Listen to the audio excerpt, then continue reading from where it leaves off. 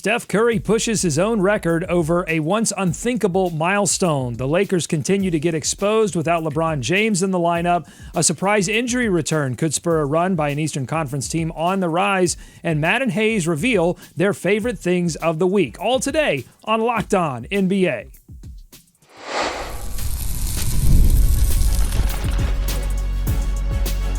You are Locked On NBA, your daily NBA podcast. Part of the Locked On Podcast Network, your team every day. Welcome to Locked On NBA. Thanks for making us your first listen of the day every week. We are free and available every day wherever you get your podcast, part of the Locked On Podcast Network, your team every day. Today's episode is brought to you by FanDuel. Right now, new customers can get $200 in bonus bets when your first $5 bet wins. I'm Doug Branson, host of Locked On Hornets, and your Shot Clock Sherpa, guiding you through the NBA's biggest stories with the help of Locked On's local experts. And with me are two of Locked On's premier national NBA experts. From the Locked On Nuggets podcast and senior NBA writer for the Action Network, he's the man of 1,000 podcasts, Matt Moore, not the man of 4,000 podcasts, Matt. Steph Curry hits 4,000 threes. What's the most notable thing you've done 4,000 times?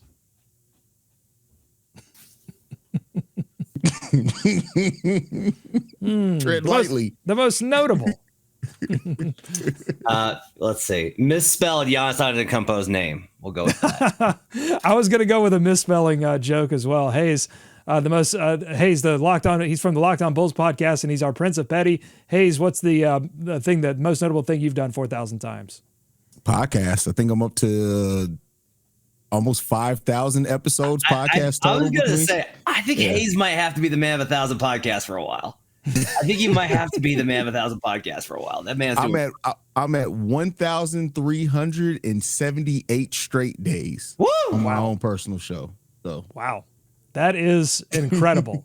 Speaking of incredible things, every time Steph Curry makes a three-point shot, he makes history because he's the leader in all-time three-point makes. But last night, he crossed a special threshold. 4,000 made threes for Curry in a win over the Sacramento Kings.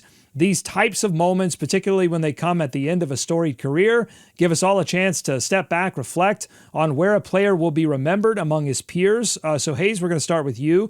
Where do you have Steph Curry on your current greatest of all time rankings? And would another improbable Warriors title run this season change where you have him now? So I want to preface this. So my own personal greatest of all time rankings, what I do is I only have players ranked that I got to see play. So I know there are some absolute all-time greats, but they were outside of my time, so I feel like it's not fair for me to rate them. So I have Steph Curry probably around 8th on my all-time list, and would another run make him go above that? Absolutely, because like who would have thought if the Golden State Warriors get a finals run out of this, that absolutely makes matters in this one, especially what he's doing later on in his career. I have him 6th, and if he wins another title, I will move him to 5th over Magic. Shaq kind of mentioned this the other night, but I've been saying it for a couple of years. And if you are the best at the thing that is most important in the sport that you play, you have to be one of the absolute greatest of all time. No one has ever been better at putting the ball through the little circle with the net attached. No one's ever been better at it. No one has ever hooped the shooty hoops the way that Steph hoops the shooty hoops. That has to be the greatest. I think that we tend to do things with Steph where we're like, actually, he's a pretty good defender. No, he's not. Charlie Brown didn't have hose. That's not correct. No, but he is the greatest of all time at putting the ball through the bucket. So for me, it's Jordan, Braun, Kareem, Tim Duncan, Magic, and Curry. And if Curry wins another title, I will move him to Magic and probably over Duncan. Now, what keeps Wilt out of your conversation, Matt? Mostly that Wilt was not considered okay about this. There's a lot of criticism of how serious he was, right? He would put up numbers, but he wasn't the type of competitor that they kind of compared him to with Russell, right? And I think when you kind of compare the eras as well, Wilt's numbers are so laughably hilarious that you do wind up with he had to have been playing against plumbers, because how else could he have done this? And maybe that's incorrect. You go back and you watch the tape. on YouTube, go watch some of Wilt's, the very little footage that we have. And like, it is absolutely incredible. But I do think that the era adjustment's really important. The game has never been harder to conquer than it is these days. People will be like, that's not true with all the flopping and everything else. But no, look, like defenses, guys are more athletic. Teams are geared to defend you. It is tougher. And yet Curry is still the greatest shooter of all time. If I'm Steph Curry, you know what I would do? After I ended my career, I would immediately start lobbying for the 3-point line to be moved back. Just pull up the ladder. You're never catching me. He's got, I know he's going to be the assistant GM of Davidson, but I think he also should take a role lobbying Adam Silver to move that line back. I have this question because I've actually literally thought about this. So the answer to me of, do you think we will ever see ... is always yes, because the future is so long and there's always going to be the possibility of other stuff. Now that timeline seems to be going backwards by the day, but theoretically, if we hold to still the idea that the future is infinite, will we ever, I guess in our lifetimes, will we ever see a better shooter than Steph? Ever. Not we haven't seen one before. Will we ever see a better one? And it takes a lot for me to say no. I genuinely don't think we'll ever see a better shooter than Steph ever. Haize? Yeah, I don't think we will. I don't think in our lifetime. Will there ever be one? Probably, because like Matt said, ever goes into forever. But in our lifetimes, I highly doubt that we'll ever see somebody as special as what Steph Curry has been able to do shooting the basketball.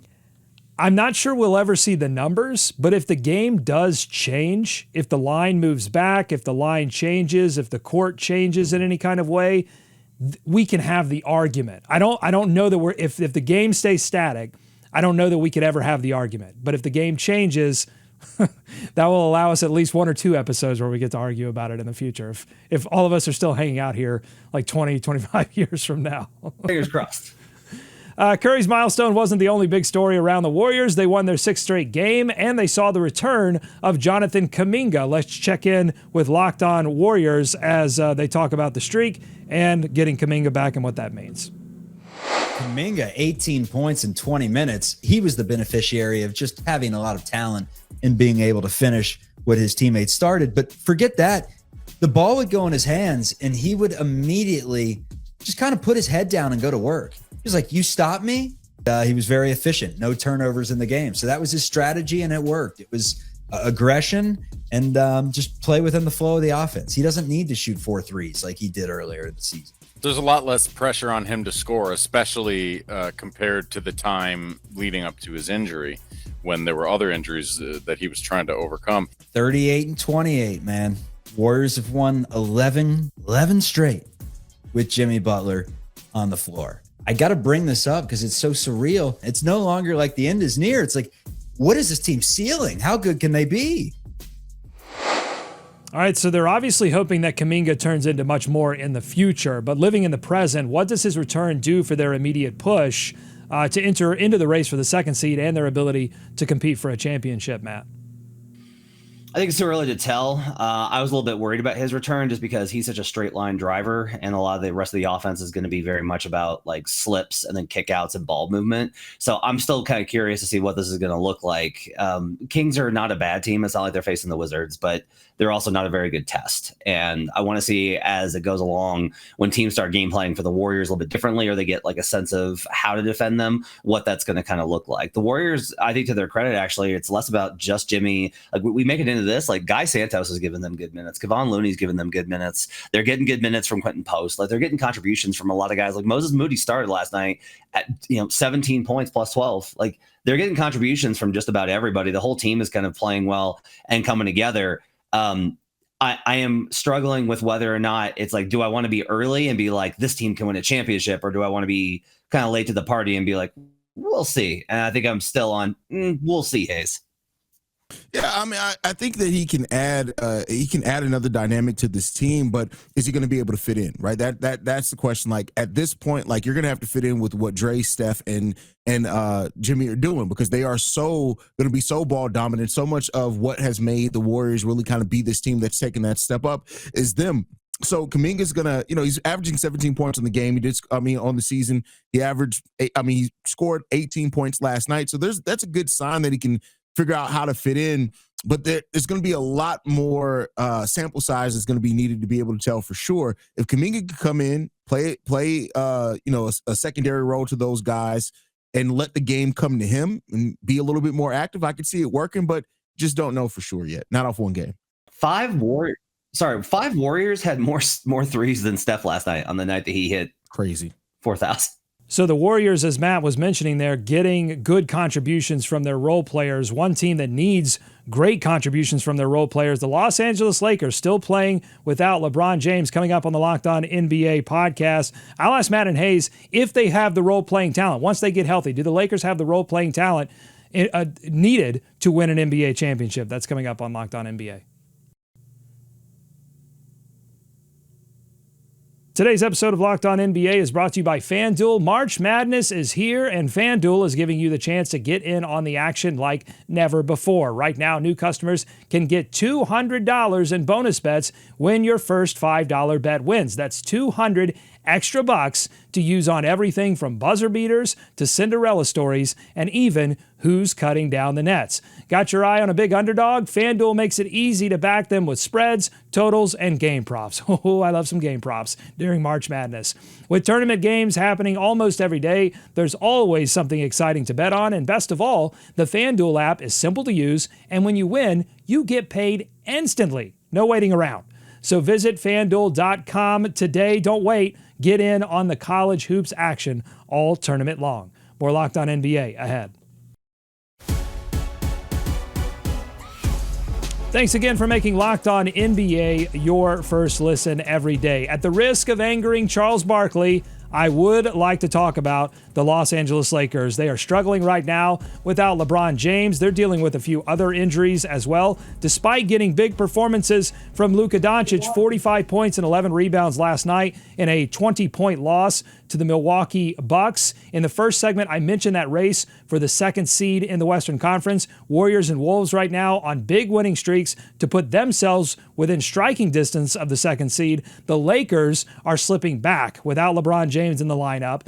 And I want to know from Matt and Haize, does this Lakers team have the role-playing talent needed to win an NBA championship? Let's hear from Locked On Lakers first, though, on last night's loss, maybe some silver linings from that loss, and some comments on the role players. Always an opportunity here for a little bit of two-man familiarity, a little bit of a two-man game between Luka and Austin to get those two guys on the same page and really comfortable with each other. And then beyond that, they need Reeves to play well. Like, this is clearly a supporting cast, and obviously it'll make a difference when Rui is back. It's not an explosive supporting cast. Like, most of the firepower is going to be in that starting lineup.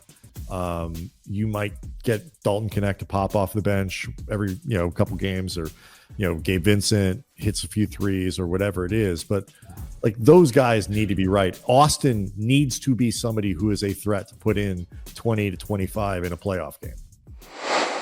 Haize, what do you think? Do the Lakers have the role-playing talent? Does it matter that they have the role-playing talent or not to win an NBA championship? No, they don't have the role-playing talent, I don't think, to win the championship, and no, it does not matter. They're playing with house money. Like, what they're doing right now is kind of laying down the groundwork and the blueprint for what they're going to build something actually around Luka and the skill set in this offseason. That was always the plan, right? Even before the Luka Doncic trade, I had doubts about the role players on the Los Angeles Lakers. Even more so now that they don't quite fit in what you want around Luka if you want him to be the best version of him and him to maximize some of the talent around there. But they're going to have more than enough opportunity this offseason to solve that. And that's the positive part of where they are right now. They're playing with time. They have a lot of time. Luka's still extremely young. They got time to figure this out. I'm a little confused. I've been talking about this. I've been on the show talking about this. The role players, it's like, are the role players good enough? Role players aren't playing right now. That's it. Here's it. Luka, Jackson Hayes, Rui Hachimura without LeBron. Plus 22.5, plus 22.5 net rating with a 117 offense, 94 defense. Even if you're like, man, I don't believe in those numbers. I don't think Jackson Hayes and Rui Hachimura are that good. Okay. You drop them by 6 points on either side, and you're still at a plus 10. Think of that. Look at that margin for error. When you take Rui and LeBron and Jackson Hayes and Luka, they're plus 19. if you start adding in Austin Reeves, they get worse. Like, I think the role players are better than their third guy. I think that's the key. With Luka Doncic, you have to have a pick and roll rim runner who can switch, Jackson Hayes, and you have to have a corner three big wing who can defend and hit corner threes, Rui Hachimura. Without those two, they do not have the personnel. They're starting Alex Len last night, but if they get those guys back, they're going to be dangerous. Like, they just will be, because that's the kind of compliments that you need around Luka Doncic. They have those guys, not great versions of them. It'd be better if you had, I don't know, I'm trying to think off the top. Like, if you had Derek Lively, like, that would be a lot better to fit around Luka Doncic, right? Like, if you had, like, a knockdown guy, a big forward that could score and defend, like, I don't know, PJ Washington, those type of guys, then it would be a little bit better. But as it stands, until Jackson Hayes and Rui Hachimura get back, I'm not kidding. The data says, the numbers say, and I'll say that backs my eye test, you can't really judge them. You got to wait for those guys to get back. All right, let's move on. Shortly after De'Aaron Fox dropped 32 points, 11 rebounds, and 9 assists on the Dallas Mavericks in a Spurs win, it was announced that Fox would miss the rest of the season. Heck of a way to go out. Here's Locked On Spurs with the details. Hey, this is Jeff Garcia right here from Locked On Spurs, reacting to the news that De'Aaron Fox will be shut down for the rest of the season, opting for surgery on that injured right pinky. Fox damaged his pinky, right pinky, that is, during training camp with the Sacramento Kings, and nevertheless played through it. Let's look at the ramifications of this. One, the good news is that, hey, he gets a jump start on the surgery, he gets a jump start on the healing process, gets a jump start on rehab, and he's ready to go for training camp, preseason, start of the next season. Huge silver lining in all this is Castle. Steph Castle will likely get the starting job now that Fox is sidelined, which would be good for him to solidify the Rookie of the Year race. He's been putting up good numbers off the bench. Now as a starter, I think he's just going to blossom in these few games left on the season. So again, that'll be good for Castle and his development moving forward. All right, Fox, not the only possible season-ending surgery news to report on. We've got Sixers forward Paul George reportedly also contemplating surgery to repair injury issues to his knee and groin. According to Shams, he's likely done for the season. George hasn't played since March 4th. Matt, can you think of a single reason he should play another basketball game this season? And should Sixers fans be just as worried about Paul George's ability to play high-level basketball over the next few seasons as they are about Joel Embiid? Yeah. I mean, I think they should be. I think they should be concerned. You commit a lot of money to them. Those contracts are hard to move under the new CBA. So we're in a kind of interesting spot here where guys are playing over the age of 35 deeper into their careers than ever. We're seeing that. Like, guys are able to give good minutes after the age of 35. LeBron obviously still putting in masterful seasons, but he's LeBron James. You still got guys like Kevin Durant, Chris Paul, other guys that are still able to give their teams good minutes over the age of 35. But the reality is that when you get into your mid 30s to late 30s, you're going to be more injury prone. It's going to be harder for you to stay on the floor, and availability is becoming one of the most important things. I do kind of have to say though, like, it's a compound problem of Embiid and Paul George. I really don't want to blame Embiid for this. It's not his fault. It's just a matter of, from a team construction standpoint, Hayes, you could have Paul George if it was like, yeah, no, he might not be available all the time, but we'll get him ready for the playoffs and he'll be good to go because Joel is ever there every night. And you could have Joel miss time if it was like, no, okay, Embiid, yeah, it's a tricky situation, but we've got Maxey and PG and they play every night. The combination of those two is why the season fell apart, and it's what's going to make, I think, building around this team long term almost impossible. Yeah, it's definitely going to be impossible to build around something that's shaky, right? Like, this is just who they are at this point in time. Embiid is a player that, like, betting on his health at this point would be detrimental to your team. And how you, if you're planning on that as part of the foundation of your team, you're not going to go far.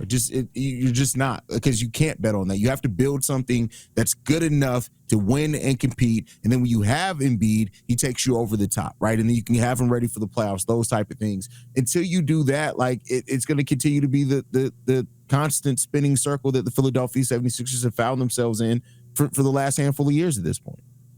All right, coming up on Locked On NBA, we've talked a lot about players that aren't playing right now, may not play in the future. I want to turn our attention to a possible return for a team in the Eastern Conference in the Detroit Pistons that are on the rise right now. That's coming up on Locked On NBA.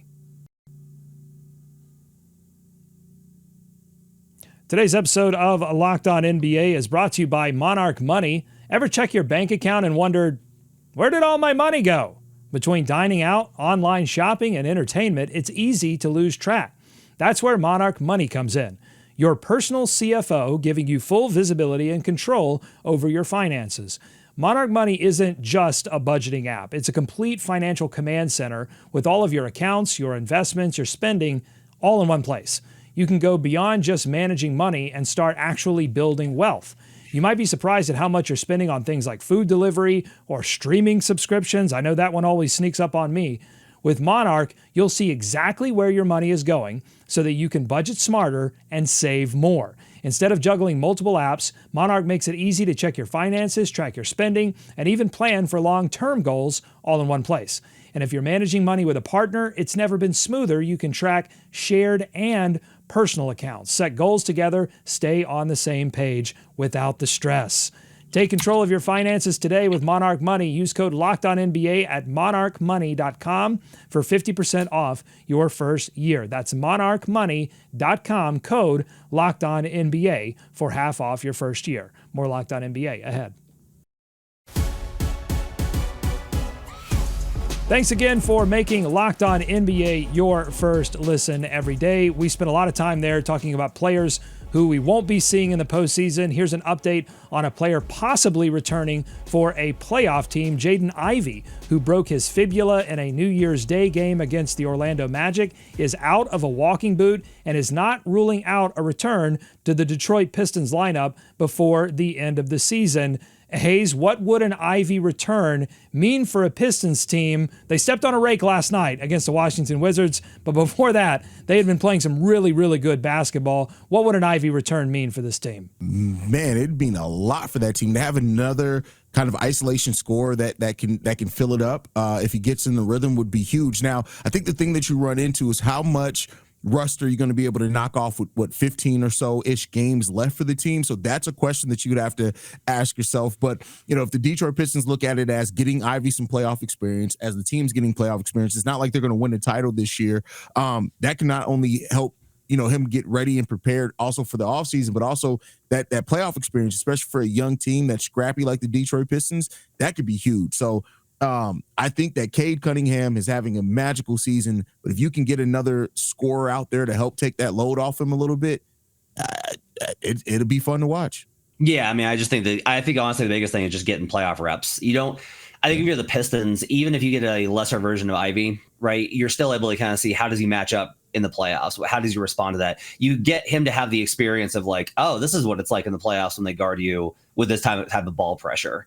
And that experience, I think, is the most important thing. And you want to be able to assess as much as you can for when you start looking this summer at, all right, how do we take the next step? Because you've climbed out of the absolute hellhole that you were in last year and you're back into being competitive. All right, how do you get to the top level? Cade's going to be the biggest part of that, but Ivey's the second biggest part of it. He was phenomenal this season. So I think just getting him those minutes and reps in a playoff environment would be huge, even if they've got to take it a little easy because he's still coming back from the injury. And look, I mean, they're in a tight seeding battle right now in the Eastern Conference with the Pacers and the Bucks, and this thing might come down to tiebreakers. It might come down to the final night of the season. You don't think so, Matt? Okay, so here's the thing. They are tight, but if you're the Pistons, the 6 is fine. Like, I'm looking at Magic numbers as far as like where the playoff things are at right now, and pending tiebreaker, Pistons Magic number for a top 6 spot just to make the playoffs outright is 12. 7 and 5 probably gets them home almost definitely, with the Hawks and the Heat and the Magic being 3 derp-a-derps behind them. So they're probably fine with making the playoffs. And if you're looking at like your options here for who you're going to face, do you want the 4-5 versus Milwaukee or Indiana, or do you want to get the Knicks? Because I think I want the Knicks. So Haize, I'm curious about a couple of things. What Matt just said there, your response to that. And then from either of you, this is something I've always been curious about. How much teams really think about that kind of thing, like on a realistic level? Do they think about, let's position ourselves for this team or that team, or is it just they're going to fight it out and let the chips fall where they may, Haize? Yeah, I've always thought of, like, that's always an interesting part where you watch standings, and I don't know if that's us as pundits that put more on that than the teams do, but they should. Matchups are important, right? Matchups can really dictate how far you can go in the playoffs if you set everything up right, especially how you start the playoffs off. And I agree with Matt there. If I'm the Detroit Pistons, I'd rather have the Knicks, personally. If you're supposed to be a championship contender, you should not care. You should be like, we're good enough. We'll just play whoever.